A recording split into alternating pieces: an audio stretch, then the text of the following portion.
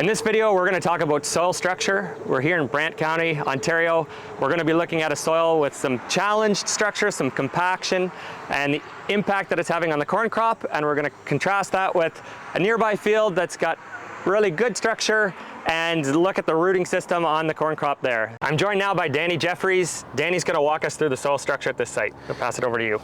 Yeah, thanks, Jake. So we've dug up this spade of soil here, and we've just slowly been manipulating it with our hands to try and just do a quick assessment of the soil structure here. So what we can see is there is some distinct differences in the surface here versus further at depth. So at depth we can see some of these planes at which the soil has been breaking apart into more of a platy structure, indicating to us that there has been some historical compaction in this field.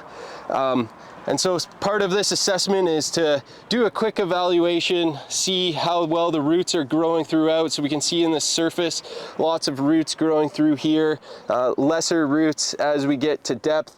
Get a sense for how much porosity is in there, as well as we want to look at the shape of the aggregates to see some are angular versus some more rounded, and these rounded indicate a better soil structure. And so some of these have impacts on the crop.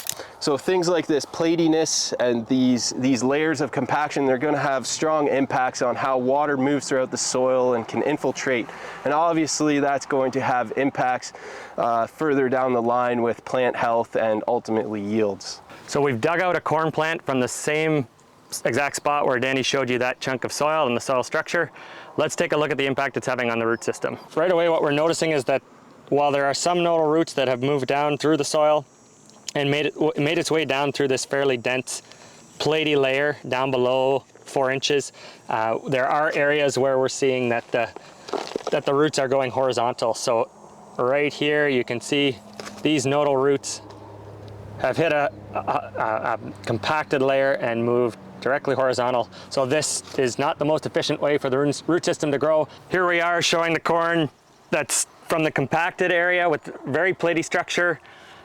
It's perhaps 7.5 feet tall, whereas the corn that Danny is holding is already tasseled, silks are out, and it was from the exact same row, same hybrid, just about 50 feet down in an area that was less compacted. Danny, what are some things that perhaps could have been done years ago to help prevent that compaction from happening in the first place? Best strategy to deal with compaction is to avoid doing it in the first place. And so there's lots of resources online, but things like lower tire pressures, lighter axle loads, all those types of things, as well as making sure we're in the field when conditions are appropriate to be in there. We don't want to be in there when it's too wet.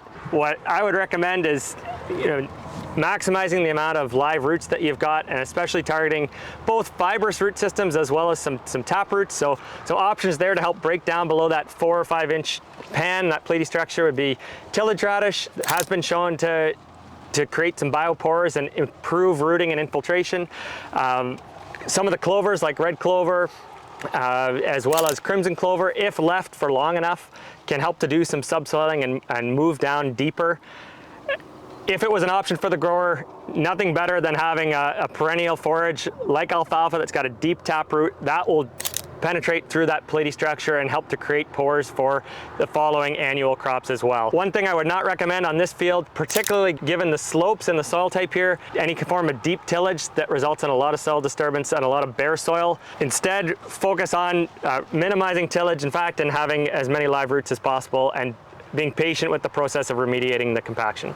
We're now at a different farm. This is just 5 kilometers up the road. It's a Brantford silt loam. This particular farm has been managed with a combination of no-till and minimum till, corn and soybeans, as well as wheat in rotation, red clover cover crop for years, as well as oats and peas more recently.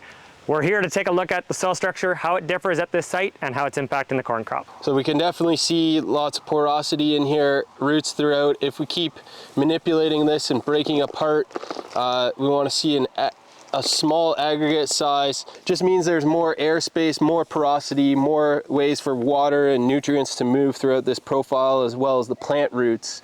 So we've dug out another corn plant here at this site.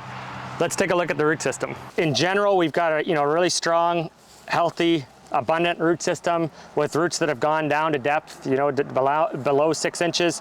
We do have the odd root that's gotten held up and moved horizontally, but on the whole, the porosity that exists in this soil, the nice granular structure, has led to a very healthy and large root system that's supported a healthy crop. Take-home message, while the crop is growing, see how it's reacting to that soil environment, evaluate the structure. It can tell us a lot about what's going on and how our management is impacting our crop growth. And lastly, you know, we've seen now in these fields, among others in Ontario, compaction continues to be a large concern. So keeping an eye on, you know, axle weights, tire pressure, and any other measures that you can use to minimize compaction is only going to help. I encourage you to take a look at your own soils, see the impact that past practices have had, and make a plan for improving soil structure moving forward.